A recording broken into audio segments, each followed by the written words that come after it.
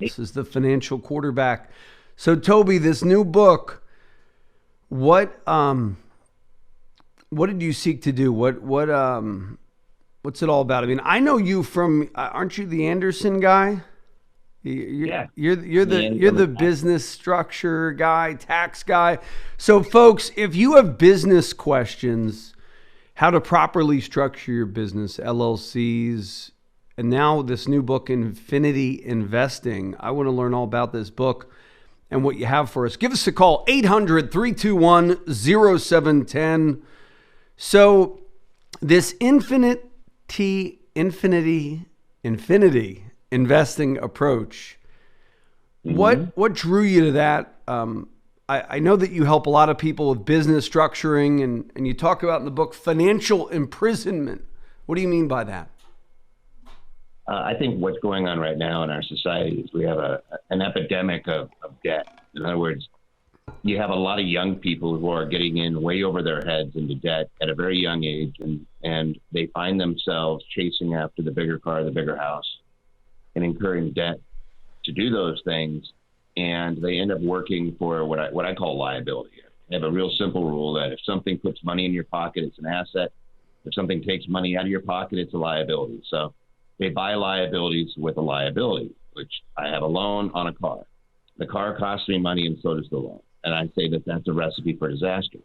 So you'll find yourself with a great house and a great car, but you're literally going paycheck to paycheck. Or if there's a life circumstance like the pandemic was very illustrative. If you lost your job during the pandemic, you really suffered there for a period of time. Yes, there was government programs that came in, but you could have found yourself in great turmoil in just a 2 or 3 month period of time. And so infinity investing is really built around the concept of it's not the value of your assets. It's what is it generating, and can you spend it to cover expenses? And so if I have enough assets that are kicking off enough income, and you're a financial planner, so I look at rent, royalties, interest, short-term capital gains, and dividends, just passive income sources, portfolio income. I want those items to equal whatever your expenses are, so you don't ever have to work again. And you can reverse engineer and figure out how much you need on a monthly basis. And once you have enough assets to cover your basic needs, then you have an infinite period of time that you could live off of it. In other words, you're not having to sell anything to cover expenses. The assets themselves are generating the income. No, wonderful. So what about all these income things end up being like a scam, or people lose money? Like what I say, people getting bitten by the yield shark. They chase yield. I mean, like what you're saying sounds good. If I have a $500,000 portfolio and I can get $25,000 a year in dividends plus Social Security, maybe that's enough to make ends meet in retirement. What about when people focus on yield and then that REIT gets mispriced or ends up getting repriced, or it stops paying a dividend? What do you do in those circumstances where dividend investing kind of blows up in people's faces? Well, there's no magic cure against any of it. So a lot of it is proper diversification. You're not just looking at just dividend investing. It's a great place to start, and it's good to understand. I tend to focus on companies that have been paying out an increasing dividend for a minimum of 10 years, and have strong cash flow. So, and that's all I could say. I look at my clients who managed to make money decade after decade. I had great mentors they all seem to invest in the same sort of things, which is they don't buy for growth and hope and pray that the stock goes up. They would invest in things that were paying them, and then they would lever that as well, and they would sell an option against it, or they would find other ways to maximize the revenue off of owning those securities. But that was about a third of the portfolio was that type of strategy. The rest of it is make sure you have a good money manager who knows what they're doing, who is a professional managing things like a pool of ETFs, and make sure that you're exposed to real estate. I say about 30% of your portfolio should be in REITs or private real estate investments in perhaps single family homes or duplexes, things of those nature for somebody, depending on what your activity level is and whether or not that is something that you feel comfortable managing yourself, or whether you want to just be a passive investor in those types of things. I like to see folks that are exposed to, kind of a broader range of investments, as opposed to just going all in like the S&P or all in just stocks. Because when a correction occurs, my experience has just been that it can be devastating for people in the short term if they don't have other revenue streams. Maybe they could work their way out of it, like during 2008, 9, and 10. Maybe you have a really good job and you can work your way out of the fact that, the stock market went way down and you don't have to sell anything. There was a lot of people who were forced to sell to pay their expenses at the bottom of the market. And I just caution people to make sure that you're not in that scenario. Make sure that you're properly diversified and make sure that you have lots of cash flow assets, not just dividend. But when you have a dividend stock, you probably should be looking at whether there's other ways to compound off of those holdings. And that's all infinity investing is. It's building up a properly diversified range of assets that generate income that a lot of times people aren't being exposed to. They don't even know they exist. And a lot of financial advisors just want the money under management, so they're not even going to tell them about it. No, fascinating. And in the book, you talk about the difference between the wealthy and the poor. When we return, we're going to reveal what the number one difference between the wealthy and the poor is. When we return, this is Josh Jelinski, the financial quarterback. And if you have a question on anything financial or business or legal, since we have a good lawyer on, give us a call, 800-321-0710. Toby Mathis of Anderson Advisors. Up next, this is Josh Jelinski, the financial quarterback. Don't touch that dial. We're back with Toby Mathis. So, Toby, what is the number one difference between the wealthy and the poor, as revealed in your new book, Infinite? Do other people have a problem with this? I'm getting a little stutter on the infinity investing. Go ahead. Yeah, number one big difference, and this is study after study, is the mindset thing. It's actually the belief that you control money as opposed to that you're at the mercy of money. So repeatedly, they've gone into the psychology of poor versus rich.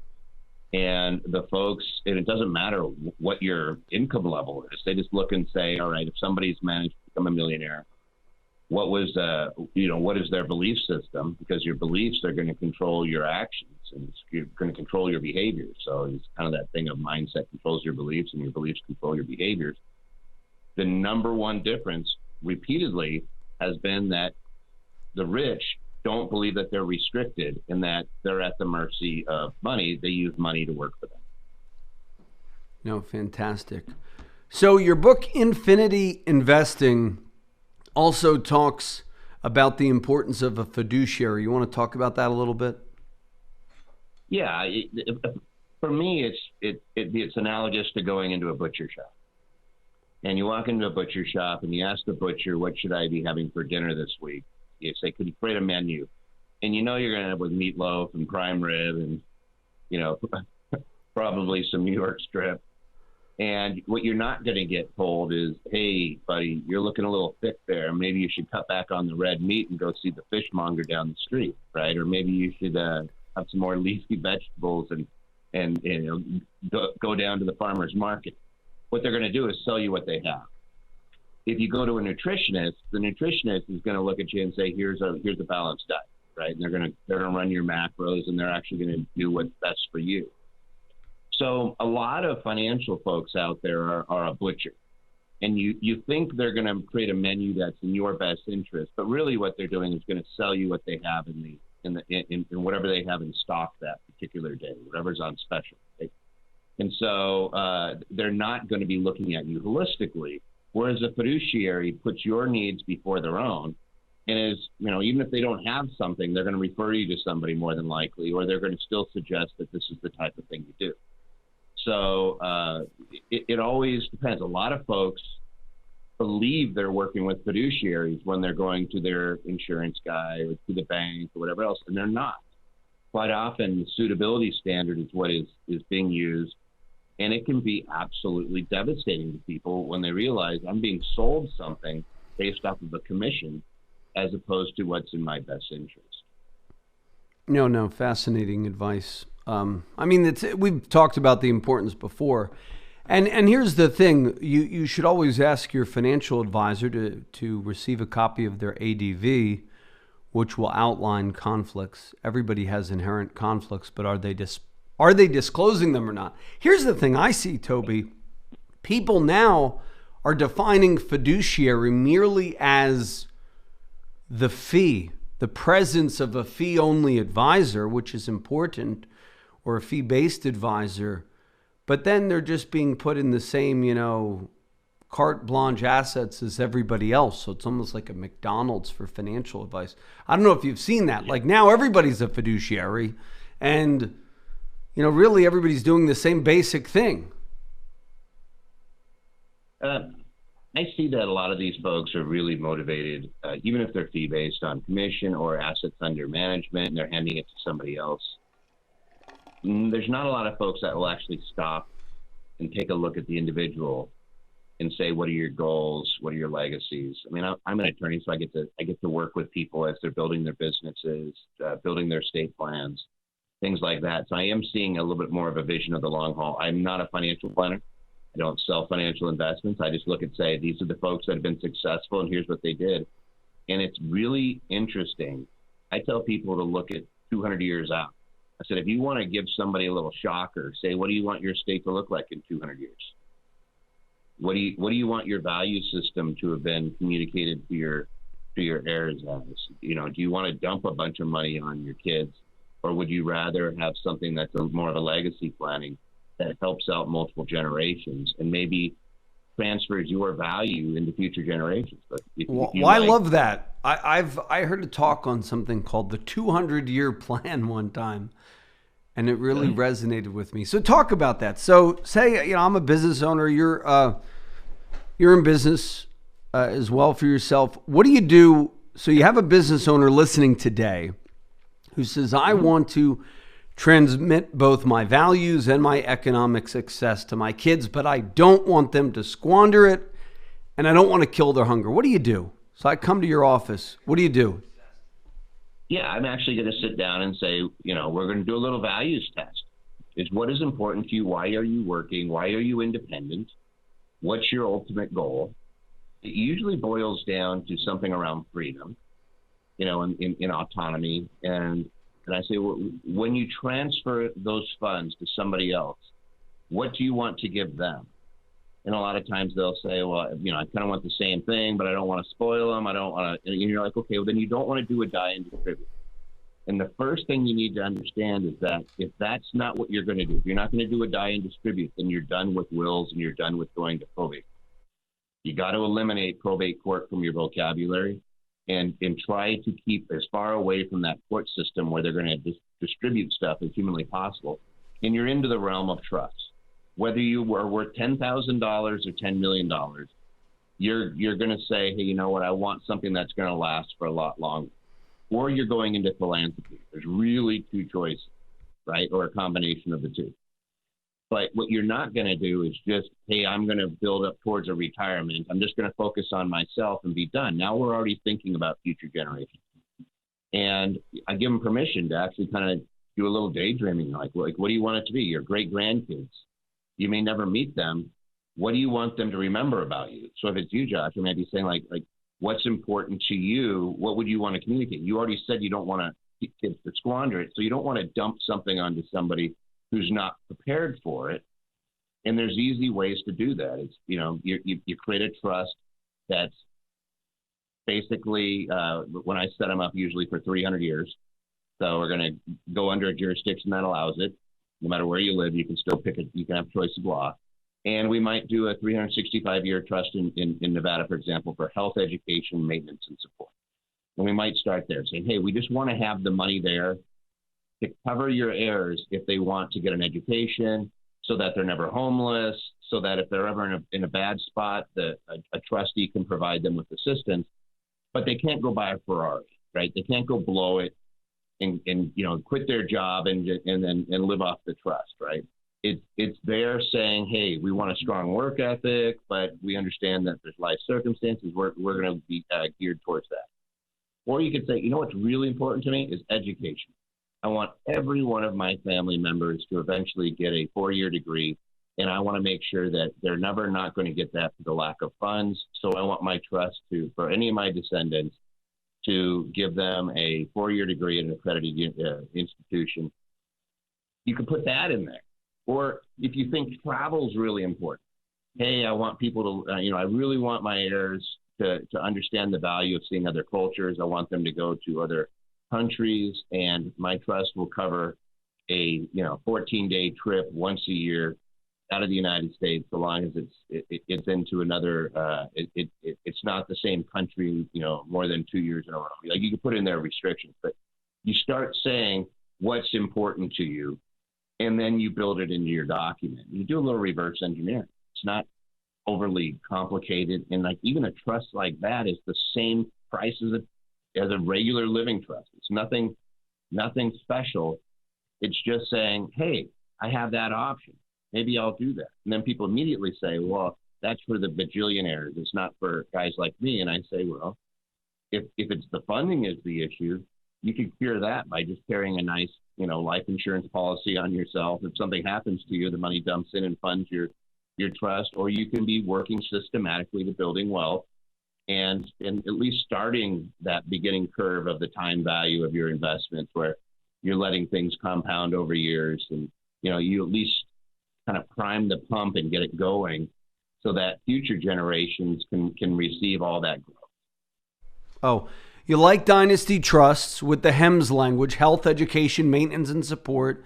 Any other structures that you're using with clients that you think, hey, look into this, may want to consider this? I heard one guy one time do like pot trusts where everybody has to work together. It's all in the same pot. Are you, some people are not into that. Some people are. It depends on. Well, so if you want your heirs to work, then it's probably better to create a family foundation at the end of the trust, like either along with it. So you can create your own charitable organization where they always have a job. So I have a 3rd generation client, for example, whose grandparents set up a trust. The trust dumped into a family foundation, and in a foundation, you have to give away 5% of the assets every year. And the descendants all sit on the board, and they all draw a salary, and they decide which organizations they're going to support. And that's the extent of it. They have somebody that manages those funds for them. It continues to do quite nicely and grow quite nicely, because even though you're shaving off 5% a year, the assets tend to grow a lot faster than that. And you're a financial planner, how these things work. If over time you're gonna do quite nicely if you're not being taxed. And so the family foundation is another aspect. And so I tend to look and try to get the temperature of what somebody's doing and where they're at. And then they also may want the business to continue on. And so you got to be very explicit about who's going to run that. Is it going to be liquidated? Do I have somebody that's maybe not even a family member that I want to be as the manager? Should I designate that in my estate planning documents?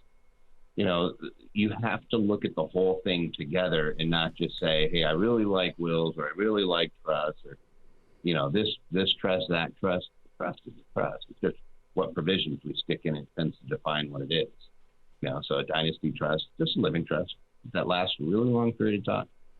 A land trust is just a trust that holds land. Like, it's nothing really much more exciting than that. It's contracts that you could go enforce in court if you need to, but that don't require a sign up on the transfer of assets. So you don't have to go into the probate court. And I would caution anybody who just goes in and get a will, don't do that. I've seen people go to trial over $3 items. Like, it's crazy when you have kids that want, mom's plates. It's stay away from that. Stay away from that stuff. That's great for lawyers. That's not so great for families. If you want your kids to like each other, don't throw them into that scenario. Well, this has been fascinating. We'll be back with more of Infinity Investing with special guest Toby Mathis, talking about his latest book. And give us a call, folks, 800-321-0710. And if you call us within the next 3 minutes, you'll get the free book, The Income for Life Blueprint, and your very own blueprint for wealth. and I'm going to open it up. It will cover your very own game board for money and your protection component, your asset protection strategy, your tax saving strategy from a retirement planning perspective, your growth strategy from an asset perspective, cash flow, as well as debt. So if you want to be more organized, more coordinated, more scientific, more integrated, rules-based, and optimized, call us now for our special wealth blueprint, 888-988-JOSH, 888-988-JOSH, for our 45-minute strategy session today, 888-988-JOSH. And we'll throw in the book Infinity Investing as a special gift. So a 3-for-1 special today, the Income for Life book, the Toby Mathis Infinity Investing book, which you can Google and buy it wherever books are sold if you don't want to meet with us. Toby's a good guy. And number 3, the Wealth Blueprint. Yours today. Call us, 45-minute strategy session, 888-988-JOSH. We'll be back after these messages. The preceding program was sponsored by the Jelensky Advisory Group. Any awards, rankings, or recognition by unaffiliated third parties or publications, including 5-Star Wealth Manager, Advisory of the Year finalist by Senior Market Advisor, and Top of the $1 Million Roundtable, are in no way indicative of the advisor's future performance or any individual client's investment success. No award, ranking, or recognition should be construed as a current or past endorsement of Josh Jelensky or Wealth Quarterback LLC. Information regarding specific awards, rankings, or recognitions is available on the Wealth Quarterback website at www.jelensky.org. All investment strategies have the potential for profit or loss. Investment strategies such as asset allocation, diversification, or rebalancing do not assure or guarantee better performance and cannot eliminate the risk of investment losses. There are no guarantees that a portfolio employing these or any other strategy will outperform a portfolio that does not engage in such strategies. This broadcast should not be construed by any client or prospective client as a solicitation to effect or attempt to effect transactions in securities or the rendering of personalized investment advice. Due to various factors, including changing market conditions, the information discussed in this broadcast may no longer be reflective of current positions or recommendations. While information presented is believed to be factual and up to date, Josh Jelensky and Wealth Quarterback do not guarantee its accuracy, and it should not be regarded as a complete analysis of the subjects discussed. The tax and estate planning information discussed is general in nature, is provided for informational purposes only, and should not be construed as legal or tax advice. Listeners should consult an attorney or tax professional regarding their specific legal or tax situation. Advisory services offered through Wealth Quarterback LLC.